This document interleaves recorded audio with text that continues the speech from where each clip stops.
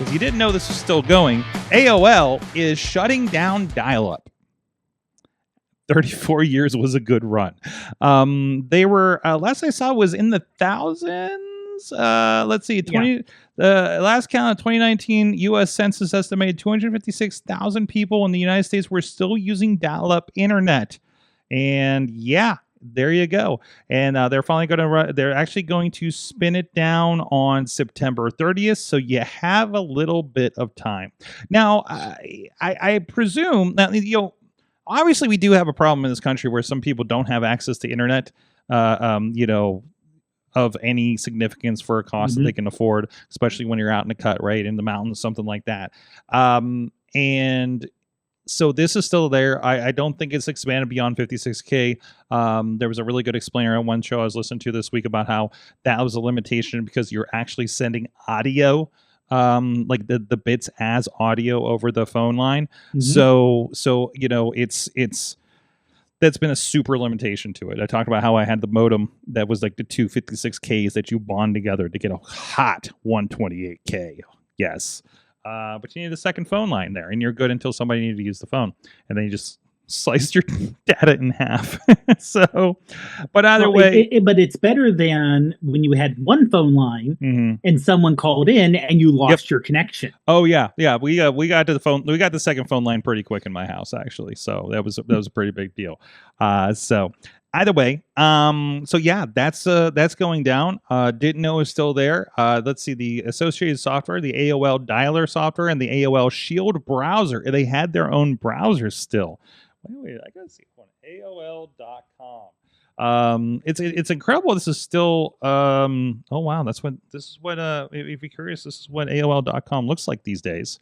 So I mean, it's kind of just a general newsy thing. So there's still this, which I'm sure there's just people that have been still going to this. Ooh, they got games for the last 30 some years, and they have some kind of standard browser game situations like you usually see on sites like these days. A lot of solitaire, whole lot of solitaire, a little bit of poker. So you get the idea there. They got their mail. I'm sure people still have their email accounts. So it's just kind of a legacy business. Who owns them right now? Yahoo. Oh, wow. Yeah.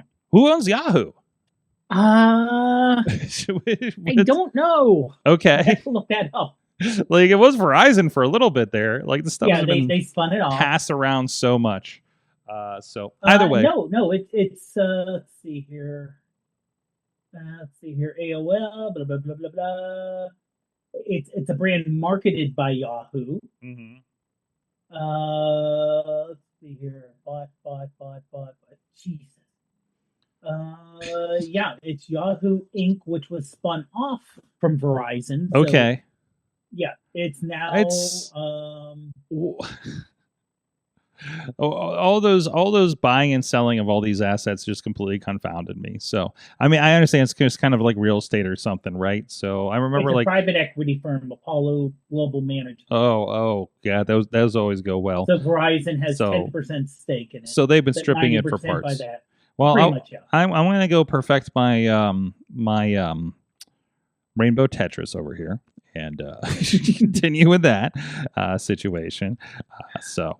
Anyways, so yeah, so there'll be there have been generations of people who don't understand that wonderful noise of dialing up. He'll make me play and having to wait for that to go finish before you can actually access anything. See if I can find it. Either way, Katie, you have any dial-up memories? Who doesn't? I wish I would have gotten two phone lines. We only had one phone line, and when I was all like in chat rooms with my friends, where I was legally downloading music. Yeah. And anything else we legally downloaded at that point. But yeah, it's just fun things, happy fun memories. Of safe things. Yes, that would not have gotten us kidnapped back in the day. We were completely not. Or ruin any of our home computers. None. No. Or that it would come out, or having to, let's say, I don't know, look for certain files, but they were had to be broken up on news groups that you didn't had to recombine and wait for everything to download before seeing that would take 10 minutes to look at a like a 10-second video. Yeah, basically. Yeah. Or for something that's even a little bit more mundane. When I first started to teach at University of Phoenix, I still had dial-up. It wasn't AOL, but it was dial-up. And people could submit their algebra homework by fax. So I paid for an online fax service.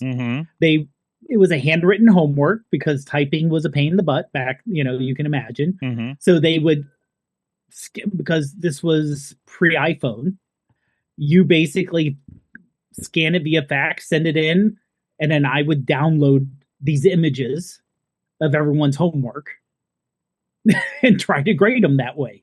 Jeez. I always got like I can't believe we used to do the video service, like video editing, right?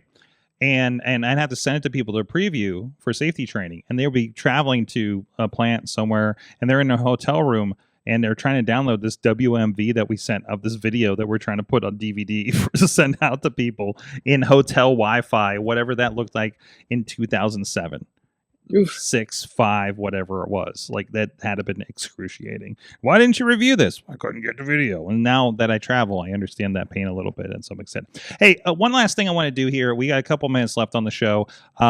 So I gave Dave the heads up on this, Katie, but I did download, iOS 26. Is in public preview. I have an old iPhone 13 Pro Max, so I figured that'd be a little bit of heft to it that we can test out something. I kind of want to see what it looked like. So